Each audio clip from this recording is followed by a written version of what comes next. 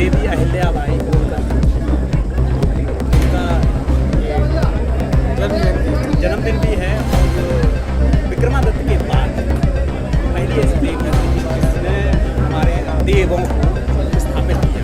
क्या देखिए, मैं समझता हूँ कि भारतीय संस्कृति हमारे सनातन परंपराओं को नष्ट भ्रष्ट और बर्बाद करने का प्रयास बहुत लंबे समय तक मुगल काल ने किया, अंग्रेजों के काल में हुआ, निरंतर प्रयास होते रहे, लेकिन सनातन इतना मजबूत सिस्टम के रूप में रहा कि वो सनातन था, सनातन है और सनातन हमेशा रहेगा।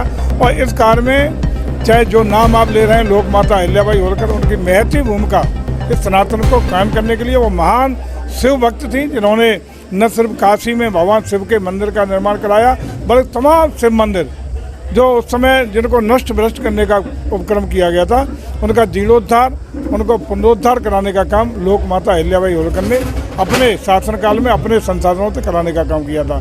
ऐसी विभूति को हम लोग सत नमन करते हैं और आज उनका 299वां जन्म जयंती समारोह का कार्यक्रम जगह जगह मनाने का काम हो रहा है। इसी के लिए चलकर हम लखनऊ से आए हैं। मैनपुरी में भी उनकी भव्य और दिव्य मूर्ति की स्थापना यहाँ करने का काम हमारी सरकार और नगर पालिका के साथ मिलकर के हुआ है।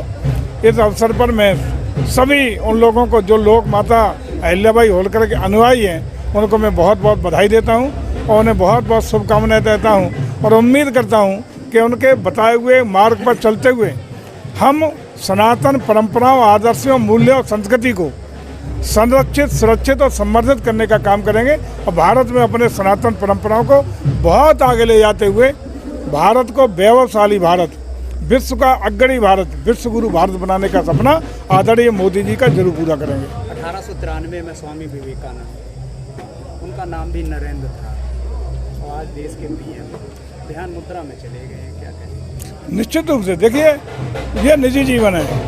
आध्यात्म भारत की, ये जो हम बात कर रहे थे सनातन परंपरा संस्कृति की, यही तो है। यहीं से आत्मिक शक्ति प्राप्त होती है, यहीं से दृढ़ इच्छा शक्ति बनती है, यहीं से ईश्वरी कृपा मिलती है और बिना ईश्वरी कृपा के कभी न जीवन कल्याण हो सकता है, न देश का कल्याण हो सकता है, न लोक कल्याण हो सकता है। तो लोक कल्याण के लिए, स्वयं के कल्याण के लिए अगर हमारे नरेंद्र भाई मोदी जी नरेंद्र के घर में चल जा कर के उपवास कर रहे हैं, ध्यान कर रहे हैं, उपवास के साथ साथ वहाँ देश और विश्व के कल्याण की भावना के साथ भजन पूजन कर रहे हैं, तो ये तो सौभाग्य की बात है कि हमें ऐसा प्रधानमंत्री मिला है जो हमारी सनातन संस्कृति को संवर्धित करने के साथ साथ देश के कल्याण के लिए, देश की भलाई के लिए और हम सब की भलाई के लिए भगवान की शरण में जाकर के अपना समय, बेस्टतम समय में से समय निकाल करके आध्यात्मिक की ओर अग्रसर होकर के आज वहाँ मौन धारण करके 45 घंटे का, 48 घंटे का लगातार 2 दिन तक भूखे प्यासे लोक कल्याण भावना के साथ पूजन अर्चन कर रहे हैं। विपक्ष के कह रहे हैं आप तो भ्रम फैलाए हुए हैं और आदर्श आचार संहिता का उल्लंघन कर रहे हैं, चुनाव आयोग को मानते नहीं है, चुनाव आयोग के पास भी पहुंचे शिकायत। हमें लगता है कि विपक्ष को देश में नहीं है, समुद्र में पूजा भी नहीं करने देंगे। इससे याद है, सनातन विरोधी कौन हो सकता है? अब पूजा पाठ में भी अगर विघ्न बाधा डालने का काम करेंगे, उसमें भी हम लोग आचार संहिता का उल्लंघन करने की बात सुनेंगे विपक्ष से, तो इससे ज़्यादा शर्मसार करने वाली बात हो ही नहीं सकती।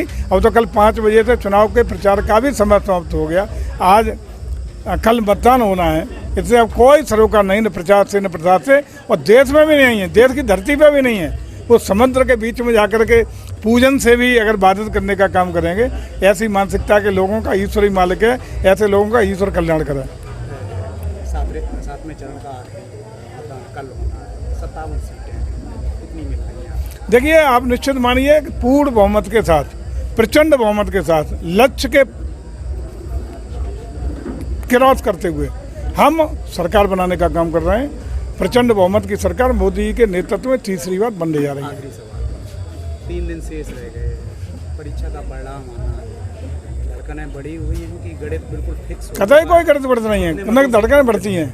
बहुत मस्ती से चुनाव, और भाजपा प्रत्याशी देखिए एक चीज आप सुन लो, बहुत मस्ती से चुनाव उड़ा गया और आज भी मस्ती में रहते हैं, कभी कोई धड़कन नहीं बढ़ती है, कोई धड़कन नहीं बढ़ती है ना। कोई ध्यान में तो रोज जाते हैं हम लोग, रोज जाते हैं, पूजा करते हैं, भोले बाबा की असीम कृपा है, सब शंकर जी की कृपा से ही है। कितने मतों से जीतोगे आप? देखिए कल अब चूंकि ईवीएम में कह रहे हैं, इसलिए कोई आंकलन नहीं, गणित तो सब निकला। कोई गणित नहीं निकलते। जब भी मतदान हो जाता है, मतदान की तिथि तक पूरा संघर्ष कराया जाता है, दमदारी से चुनाव लड़ा जाता है, ला गया है और नानी याद आ गई है समाजवादी पार्टी को। और परिणाम ईवीएम में कहता है, परिणाम का इंतजार करिए, 2 बजे तक पानी का पानी दूध का दूध हो जाएगा।